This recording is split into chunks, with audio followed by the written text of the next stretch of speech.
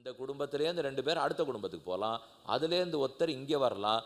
நானே நேற்றுக்கு எந்த குடும்பத்திலேருந்து இங்கே வந்திருக்கேனோ இப்போ இதெல்லாம் தொடர்பே தெரியாதே. இப்படி தெரியாமல் என்ன நன்னா தெரியறது இந்த தொடர்பு இவ்வளவுதான். இதெல்லாம் ரயில் ஸ்நேகம் போலே. யாத்திரை போனோம், பத்ரிகாசிரமத்துக்கு போனோம், வண்டியில் ஏறிடுவோம். ஏறச்சே பொட்டியை வைக்க போகிறச்சே படு சண்டை வரும். அதெல்லாம் நகர்த்தவே முடியாது. நீங்கள் வேணா அங்கே வச்சுங்க இங்கே வச்சுங்க, உள்ளேயே விட மாட்டேன்னு சண்டை போடுவா. ஆனால் இறங்குவா. மதுரா வரும், பிருந்தாவனம் வரும், இறங்கணுமோ இல்லையோ அழுதுண்டே இருப்பா. உங்களை விட்டு பிரிஞ்சு நான் போக வேண்டியிருக்கேன்னு 1.5 நாளாக கூட வந்தோம், இப்போ ரொம்ப வருத்தமாக இருக்குன்னுவா. நமக்கு ஆச்சரியமாக, இவருன்னா சண்டை போட்டாரே, நம்ம பார்த்துருந்தேனே, பொட்டியை வைக்கிறனா அவ்வளோதான். ஆனால் அது நிற்குமா? நிற்காது. 10 நாள் கழித்து மறந்தே போடும்.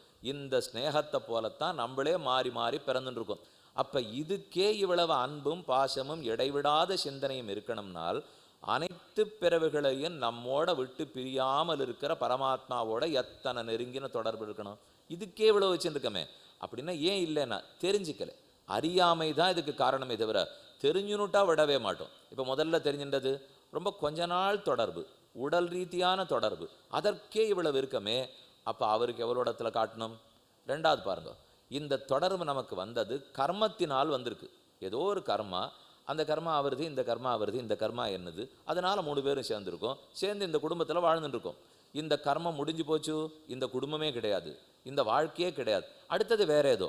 இப்போவே நான் ஓஹோன்னு புண்ணிய கர்மா பண்ணியிருந்தேன்னா இன்னும் உயர்ந்தவனாக போய் பிறப்பேன், தேவனாக கூட பிறக்கலாம். இல்லை ஏதானு பாப்பம் பண்ணியிருந்தேன்னால் எறும்பு புல்லு பூண்டு எதுவாக வேணால் நான் போய் பிறக்கலாம். அப்போ அடுத்த ஜென்மத்தில் நான் பண்ண பாபத்தினால புல்லா பிறக்கிறச்சே என் மனைவி என் பால் கரிசனப்பட்டு நானும் பெண் புல்லாக பிறக்கிறேன்னு பிறக்க போகிறாளான்னா நிச்சயமாக பண்ண மாட்டாங்கிறது வால்மீகி விஷயத்தில் தெளிவாக படுத்து. வால்மீகி கொள்ளையடிச்சிருந்தார், குடும்பத்தை காப்பாற்றிருந்தார். ரிஷி வந்தார், ஏன் கொள்ளையடிக்கிறே தப்பான்னார். என் குடும்பத்தை காப்பாற்றினா அதானே என் கடமை. ரிஷி பதில் சொன்னார், கண்டிப்பாக நீ அந்த கடமை செய், ஆனால் போய் உன் குடும்பத்தில் ஒரே ஒரு கேள்வி கேட்டுண்டு வா, நான் எப்படி திருடி பாவம் சம்பாதிக்கிறேனோ அதுலேயும் நீங்கள் பங்கு கொள்வீர்களோ இல்லையோன்னு கேட்டுண்டு வா என்று ரிஷி சொன்னார். அதுக்கு என்ன கண்டிப்பாக என் மனைவி ஒத்துப்படு என்று வால்மீகி வீட்டுக்கு வந்தார், கேட்டார். பதில் என்ன தெரியுமா சொன்னார்? காப்பாற்ற வேண்டியது உம்ம கடமை, உம்ம பாபத்தில் பங்கெடுக்க வேண்டிய தேவையே எனக்கு கிடையாதுன்னுட்டு அவள். அப்போ தான் அவளுக்கு உண்மையே புரிய வந்தது. ஓ, எல்லாத்துக்கும் பங்கெடுத்து பார்ப்போல் இருக்கு, ஆனால் கிளம்பி போகிற இடத்துக்கு ஒத்தரும் பங்குக்கு வரப்போகிறதில்லை. ஆண் பெண் மனைவி கணவனாக இருந்தாலும் மோட்சம் போகிறது தனித்தனியாக தான் போகணும். மற்ற எல்லாத்தையும் வேணால் இங்கே சேர்ந்து பண்ணிட்டு இருக்கலாமே தவிர, யாத்திரை போனோம்னா ஒன்றா போகலாம், எங்கே கோவிலுக்கு போகணுன்னா ஒன்றா போகலாம், கல்யாணம் காட்சிக்கு ஒன்றா போகலாம், கிளம்புற சமயத்துக்கு மோட்சத்துக்கு ஒன்றா கூட்டின்னு போகலான்னு அது மட்டும் நடக்காது. அது அந்தந்த ஜீவாத்மா அவனுடைய பாபத்தின் வழி புண்ணியத்தின் வழி தான் நடக்க போகிறது. ஆகவே இது கர்மாதீனமாக ஏற்பட்ட உறவு.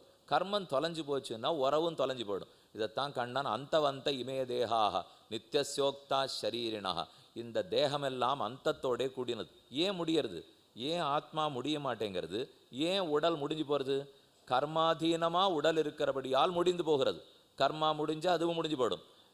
இப்போ இந்த நிகழ்ச்சி முடிஞ்சு போச்சு, இதெல்லாம் இங்கே போட்டிருக்கா, 5 நாள் ஆயிடுத்துனா எல்லாத்தையும் எடுத்துருவாளோ இல்லையோ? ஏன் சுவாமி இது இருந்துகிட்டே இருக்கலாம் என்னால்? நிகழ்ச்சி முடிஞ்சு போச்சே. முடிஞ்சு ஆட்டம் இருக்கிற வரைக்கும் தான் எல்லா பாட்டமும். ஆட்டம் முடிஞ்சு போச்சு அப்புறம் இருக்காது. இனிமேல் 23வது தான் காத்துட்டுருக்கணும். 22 முடிஞ்சு போச்சுன்னா முடிஞ்சு போச்சு இல்லையோ? எந்த நிகழ்ச்சியும் அவ்வளவு. அதை போல் நம்ம வாழ்க்கையும் இந்த சரீரமும் எப்போ முடியும்? இந்த சரீரத்தை எந்த கர்மத்தால் எடுத்தேனோ அந்த கர்மங்கள் முடிந்தால் சரீரம் முடிந்தே தீரும். ஆனால் ஆத்மாவும் அதை போல முடியுமானால் கர்மத்தினாலேயே இல்லையே ஆத்மா. மேலும் ஆத்மா உற்பத்தியாகவே இல்லையே, இது உற்பத்தி ஆச்சு. ஆத்மா உற்பத்தி ஆலையே, நித்தியமாச்சே. மேலும் ஆத்மா கர்மத்தினாலே இல்லையே. அவர் பெருமானோட எப்போதும் ஒட்டி உறவாடின்ட்டுன்னா இருக்கார். ஒரு அம்மா விஷயத்தை கேட்போம்.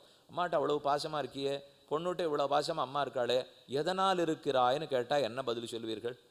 அம்மாவானபடியாலேங்கிற ஒரு காரணத்தை தவிர வேற ஏதான காரணம் சொல்ல முடியுமாங்க? இந்த அம்மா இந்த குழந்தைகிட்ட பாசத்தோடு இருக்கா, எதனால் இருக்கும்? அது இப்போ ஒரு நாளைக்கு 108 பிரதட்சணம் பண்ணுறா, அதனால பாசத்தோடு இருக்கா. இல்லை நிறையா வாளியாக ஜனம் கொடுப்போம், அதனால பாசம். உடம்பு சரியில்லைன்னா மருந்து கொடுத்தா அதனால பாசம். சொல்லவே மாட்டா. சொன்னால் அப்போ தாய் மகள்ங்கிற உறவையே கொச்சப்படுத்துறதாயிடும்.